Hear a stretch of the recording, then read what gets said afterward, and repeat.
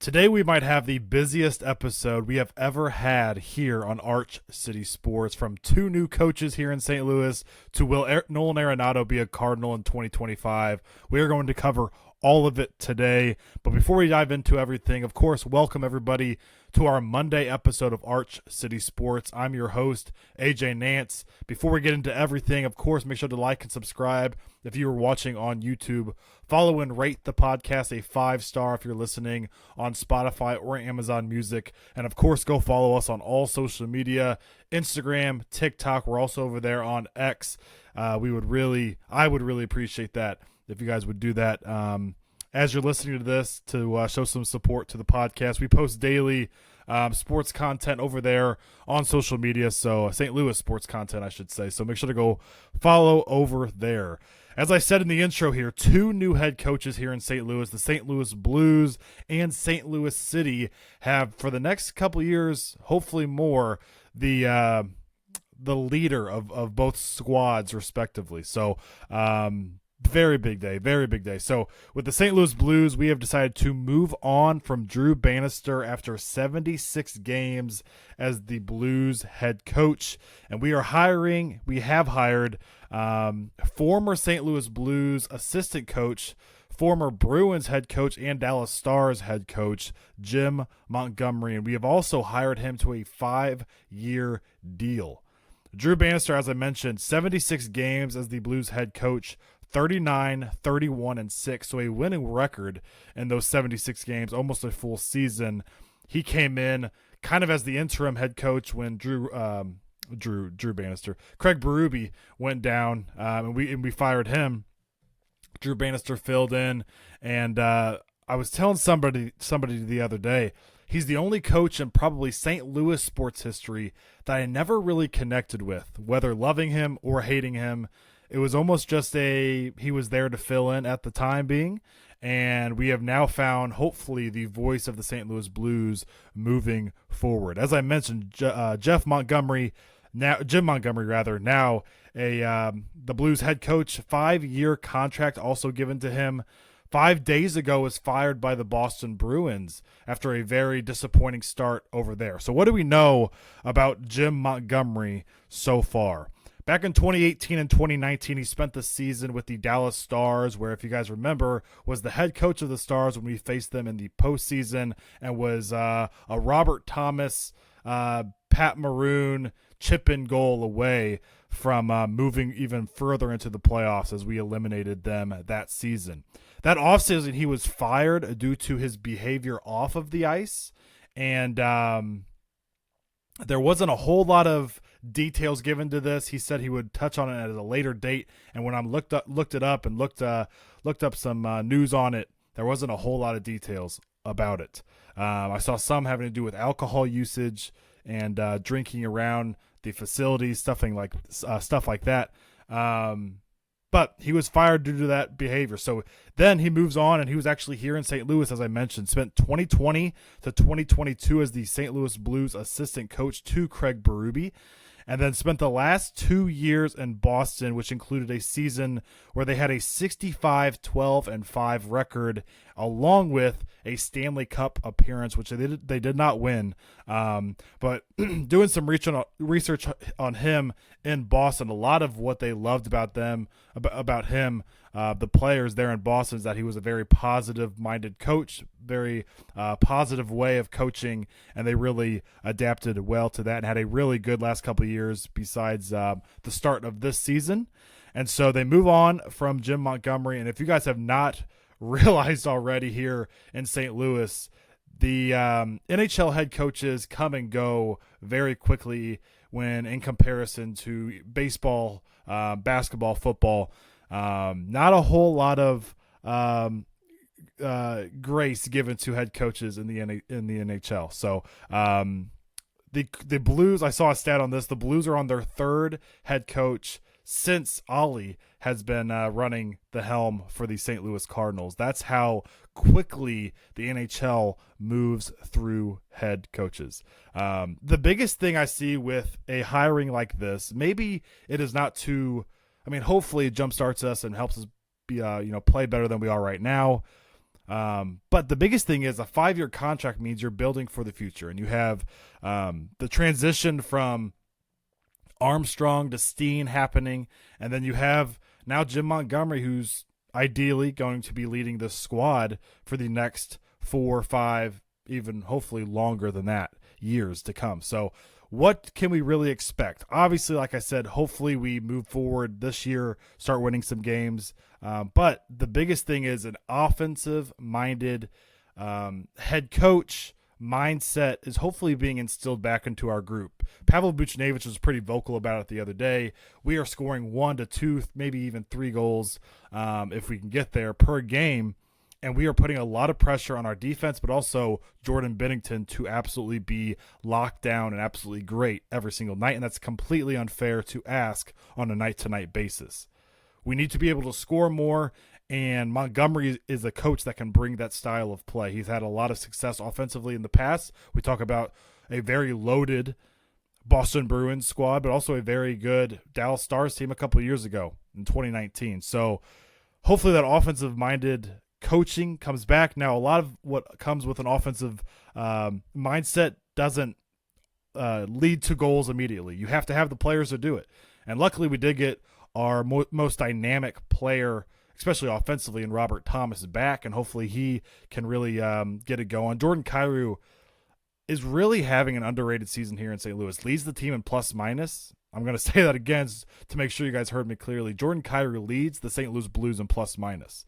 You have Pavel Buchnevich, Dylan Holloway, when healthy, Philip Broberg. You have offensive talent on this team, maybe not to the level of other teams around the NHL, but this is a team that has enough offensive talent to be scoring more than 2 goals per game, which is what we have been doing these last couple weeks. So along with that, you bring in Montgomery to hopefully bring that offensive mindset back and hopefully elevate these guys and help them develop to the highest level they can possibly be. Because even though, your so-called leaders are Jordan Kyrou and Robert Thomas, they're still relatively young. They're 25, 26 years old, and they still have some developing to do, and hopefully Montgomery can help them reach their ceiling, which, we've talked about with Thomas and Kyrou, can be very, very high. But even along with hopefully progress this year and next year, I'm talking about 3 years down the line. We have a good pipeline now. The Blues have really drafted well these last couple of years, and so there's a lot of potential there and future, hopefully, stardom there. But I don't think this is a move where we are just trying to fix things. I wouldn't say quickly, because I do think we're trying to fix things quickly, but I think bringing in a guy like Montgomery says you're not only trying to make the playoffs, squeeze in this year, or try to make it next year, you're trying to open up a new Stanley Cup window these next 4 or 5 years. And I really think this is a really good move, and I think the future is very bright for the St. Louis Blues. Hopefully we see a early victory in the Jim Montgomery tenure on Monday night. If you're listening to this on a Monday, which you should be, it's the Monday episode. We are facing the Rangers on Monday night, so that is a very tough matchup right out the gate. And I'm excited. I'm excited for this new face of the Blues, new voice that at the top there, and I think we could have a very maybe, if we don't make the playoffs this year, still a very positive rest of 2024-2025 season. As I mentioned in the intro, we had 2 new head coaches in St. Louis, though. 2 in a matter of 1 weekend. That is because St. Louis City hired their second coach in franchise history. As we know, John Hackworth was filling in for Bradley Carnell after Bradley Carnell was fired after a slow start for St. Louis City this past season. And the St. Louis City squad has hired Olof Mellberg, a Swedish head coach, to join the squad next season. While coaching in Sweden, he has coached in Sweden's top league. He took a squad, and I will not be sitting here trying to pronounce some of those teams that he has coached for, but he has got one of them promoted into the Swedish top league, and so he has seen some success. Now, Sweden's league is obviously not as talented as other leagues around the world, but when it comes to his coaching style, he is known to have a high pressing and counter-attacking approach. And with a whole new squad, in comparison to our first year being in the MLS. It is a completely new group. And so not only did we see more offense near the end of the season, I think with a guy like Olaf Melberg, who has more of a high pressing, like I said, counter-attacking coaching style, I think we could see even more goals in 2025 starting in February when the season begins. I think there's not a whole lot of background with Olaf Melberg that we could be really taking from to see, like we saw with Jim Montgomery, what he's done these past couple of years, and really dive into it. We can't really see that with Melberg, but we can see where St. Louis City is going here, and it could be a whole new situation next year than it was in year one, where we did have success. Year two, not so much success. I think year three could be very fun here in St. Louis for the St. Louis City soccer squad, and I think we could have a hopefully a whole new turning point here in St. Louis with the Blues, with the Cardinals, with St. Louis City, because these last couple of years have not been very fun when it comes to St. Louis sports, but also the success has not been there for any of these teams, and so we I like this whole new movement here. Now, when it comes to the Cardinals, there are mixed opinions on what Oli Marmol. And what we should do with him. And we're not going to really dive into that today, but we do have some Cardinals news. I'm going to touch on that in a second. But as I was saying, St. Louis City hiring Olaf Melberg, the St. Louis Blues hiring Jim Montgomery. These are two moves that hopefully are not, both of these teams are kind of dealing with interim head coaches. And so moving forward, hopefully a very bright future. Every time you hire a new coach, no matter what sport, no matter what team, there's some excitement, there's some questioning, there's some anxiousness, and I don't feel a whole lot of that third one, anxiousness, with these two hires. Olaf Melberg, as I mentioned, not a whole lot on his background, besides a little bit of his coaching style, which I did some research on, which I mentioned, the high-pressing, counter-attacking approach, and I think that could be fun to watch as a St. Louis City supporter. And then, as I mentioned with Jim Montgomery a few times, I think the future for the St. Louis Blues is very bright, and I think he could have a huge impact, especially offensively, for the rest of the season and moving forward. I did mention that there is some St. Louis Cardinals news, and I miss discussing the Cardinals more than anything, but it's the middle of the offseason, and there's not much to talk about. But we finally have some St. Louis Cardinals content, and they made several moves this week, especially with the 40-man roster. Tink Hentz, Matt Koperniak, and Matt Svanson have all been added to the 40-man roster. The biggest news that we of a player we let go of, Adam Kloffenstein, who had a small cup of coffee this year at the major league level for the Cardinals. He was non-tendered, so he is now officially a free agent. So best of luck to Adam Kloffenstein. If you guys remember, I'm getting all the trades mixed up, whether it be Montgomery Jordan Montgomery or Jack Flaherty. I believe Kloffenstein came in that Jack Flaherty trade from Baltimore, if I remember correctly. I could be wrong on that. But he came in either the Montgomery, Flaherty, or Paul DeYoung deal, and so really didn't live up to doing anything for the Cardinals. He did, like I said, pitch, I believe it was one inning in that game versus San Francisco earlier in the middle of the season, in the middle of the summer, and that's pretty much all we saw from Adam Kloffenstein. Never made a start for the Cardinals, came out of the bullpen, didn't do very well in the minors as we had hoped he would, and so best of luck to Kloffenstein wherever he ends up next. As of right now, the Cardinals have a 38-man roster when it comes to the 40-man, so a couple spots open, and there were several players all over the major leagues that were non-tendered these past couple days. So who could the Cardinals potentially go after? And so I have two guys that I saw pitching-wise, because I think when it comes to our lineup, when it comes to positional players, I think we're pretty solid everywhere when it comes to we know who we're going to put out there every single day. And so I think pitching could obviously use some help, as always, and especially in the situation we're in right now. I don't think the Cardinals are going to go after any big names this offseason. And I know that disappoints a lot of Cardinals fans, but there's a couple pitchers that I think we could potentially go after and to definitely keep an eye on. One starting pitcher to keep an eye on is Griffin Canning. He did not have a very good 2024 season, 6-13, 5.19 ERA for the Los Angeles Angels. He did start over 30 starts for them. He's a guy that kind of screams St. Louis Cardinals starting pitching, to be honest. Pretty durable these last couple of years, 24 starts, 32 starts. In 2023, he was 7-8 with a 4.32 ERA, and he's very much a contact pitcher, which also screams what the Cardinals love to go after. He's going to be turning 29 years old next May, and so I think with a rotation where you know you're going to have Sonny Gray, you know you're going to have Eric Fetty, you know you're going to have Andre Plante, and as of right now you're going to have Michaelis. That fifth spot is kind of up for grabs, whether it be Michael McGreevy, potentially Quinn Matthews if he can really light it up in spring training. But it's, like I said, it's up for grabs. And so I think getting a guy like Griffin Canning could be the move. I'm not going to say I like it right now if we do that. I'm not going to say I hate it if we do it. But I'm just saying this could be an option for the Cardinals of all the guys that are now free agents. When it comes to the bullpen, we know all the talks around Ryan Helsley right now, and will he be moved this offseason or before the trade deadline next year, or will we just hold on to him? And I believe his final year on his contract.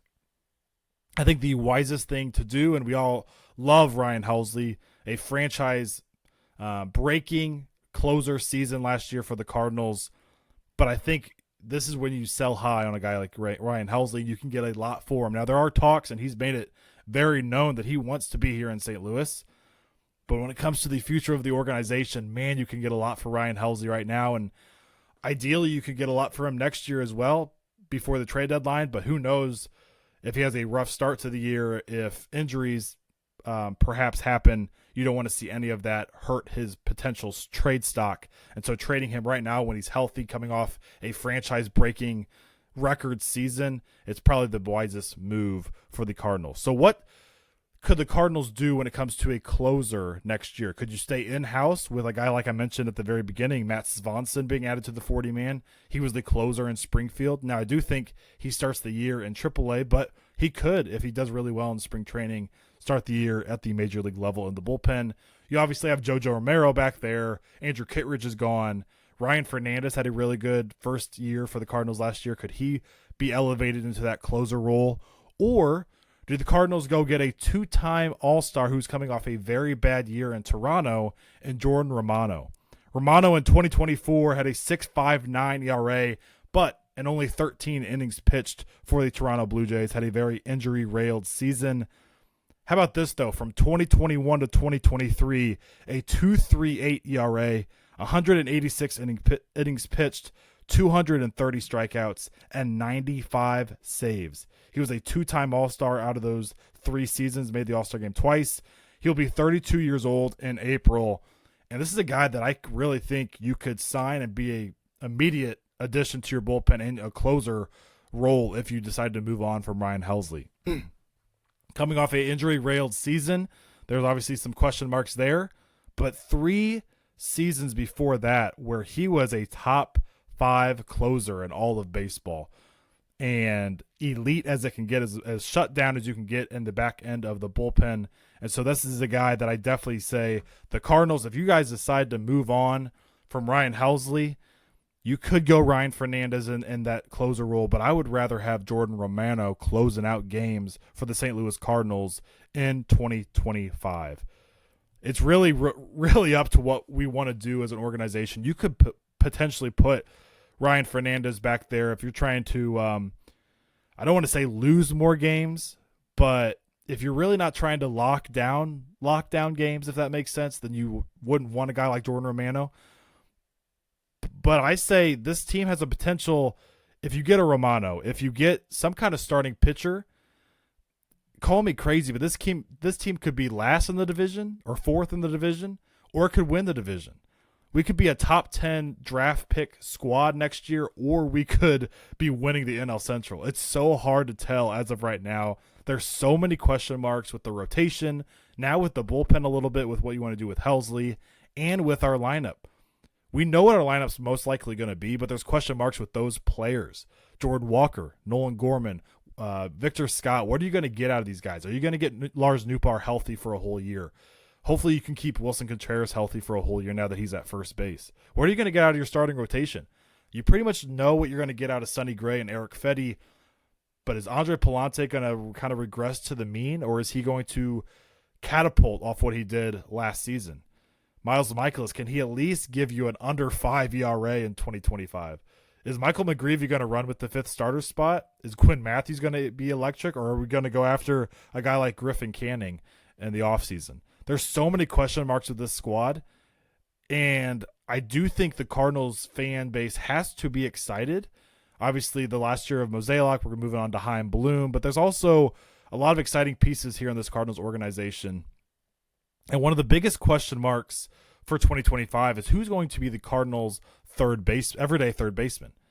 Will Nolan Arenado be a Cardinal in 2025? And there are 3 teams to keep an eye on if we decide to move on from Nolan Arenado and trade him. Now, he does have a very large contract, and who's going to be willing to take these last couple of years to be shown a aging superstar and be able to take on that contract and eat that contract. There are 3 teams to keep an eye on. The obvious 2 are the New York Yankees, and when it comes to the Yankees, they are willing to take on a contract like that because they have the money to do so. They obviously need a everyday third baseman. Jazz Chisholm kind of bounced around from the outfield to third base. They need a everyday third baseman. Nolan Arenado is that. And there is obviously that Dominguez kid, Jason Dominguez, who, if we added a couple pieces to the trade, I think we could find a way to get Dominguez here in St. Louis, potentially, if the Yankees are really committed to deepening their lineup with Nolan Arenado and getting that everyday third baseman. The other team is the Los Angeles Dodgers. Obviously, they're in the same situation. They're willing to take on that contract because they have the money to do so. Arenado's from the LA area, and they have a deep pitching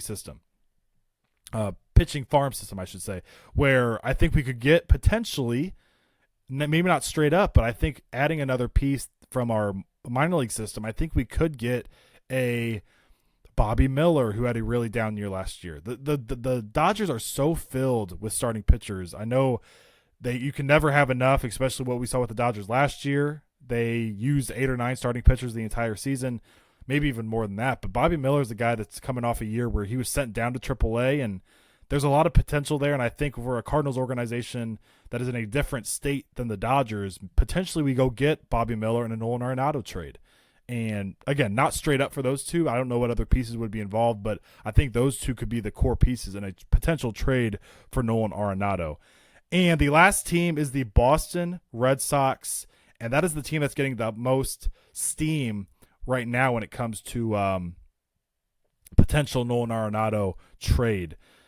The talk is Rafael Devers and Tristan Casas could be their DH and first baseman. You could move Nolan Arenado to third base every day. Better defensively, obviously, than both of them. Devers, I think, fits more of a DH role, and then Casas at first base personally, but it could be reversed there. You get Arenado reunited with Trevor Story, and the Boston Red Sox have a very good farm system that we could potentially steal a couple guys for Nolan Arenado. So those are the 3 teams I would definitely keep an eye on. You could throw out like the Orioles or something, but they're not going to make a big move like this when it comes to big move in meaning money-wise, contract-wise. But I do think there's still enough left in the tank for Nolan Arenado to be a very good player in Major League Baseball, and I think he can bounce back defensively to be a Gold Glove winner before his career ends. He offensively, the biggest thing this year, he kind of went back to more of an average hitter when it comes to just like a mid hitter at the end of the year after a very slow start, but the power was really gone all year. The extra base power, the homer power, and so you'd love to see that back. If the Cardinals have Nolan Arenado as their third baseman in 2025 on opening day, I will not be extremely disappointed with that, but I do see a win-win in both sides. Nolan Arenado is a very fun player. When he's even in a slump, Nolan Arenado is just a fun overall player. So you would love to have him on your squad. But if we decide to move on, this logjam of bats that we have, whether it be Thomas Saggese, Nolan Gorman, Brendan Donovan, Cesar Prieto, you could really have another spot potentially open for Nolan Gorman at third base every day and then put Donovan at second. You could put Donovan at third, Gorman at second. You put Saggese at one of those positions every day, depending on what Nolan Gorman does. I think Donovan's really solidified his role on this team. But when it comes to Gorman, I know there's also been talks about Jordan Walker at third base. I don't want to mess with him any more than we already have, so I would stay away from moving him to another position. Yes, he's already played third base in the past in the minors, but I would still keep him in a corner outfield spot. But you could put a Nolan Gorman, who's also played third base before, at third base, strong arm, don't know about the mobility over there. Brendan Donovan at second base. That's how I would really roll it out, depending on what Thomas Saggese does with his bat, because you know the defense is going to be there. So there's a lot of different things we could do if Nolan Arenado is moved out of St. Louis, and it makes our team even more youthful to where you get these younger guys at bats every single day.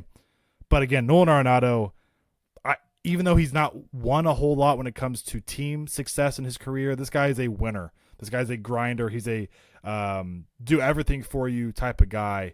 So I really think it's like 50-50 right now. It's really hard to tell. I know teams are interested, and I definitely know the Cardinals are keeping their phone open to anything that the other teams want to call about, but it's really hard to tell. I really would, as of right now on November 25th, I would say it's 50-50 that Nolan Arenado is a Cardinal in 2025. We will see, though, a very busy offseason. Winter is right around the corner. I guess it's technically already here, but all the winter meetings and all that will be very interesting to see what the Cardinals do around that time. One last thing before we get out of here on this Monday. SLU has a game versus Quinnipiac on Monday night. Monday, again, if you should be listening to this on a Monday, it's our Monday episode.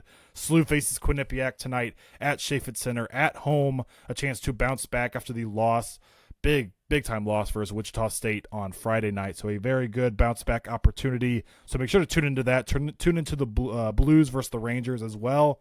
And I will see you guys tomorrow, actually, for a Blues reaction podcast and a SLU Billikens reaction podcast. Of course, as I said at the very beginning, make sure to like and subscribe if you're seeing this on YouTube. Leave us a comment. Make sure to follow and rate the podcast on Spotify or Amazon Music if you are over there listening. And of course, I cannot say it enough. Make sure to go follow us on Instagram, on TikTok. We post daily sports content over St. Louis sports content over there. And so make sure to see all of our clips that some come from the podcast episodes, some don't. So make sure to tune in over there as well. We really appreciate it. And I will see you guys tomorrow for the Blues reaction pod and the SLU Billikens reaction podcast as well.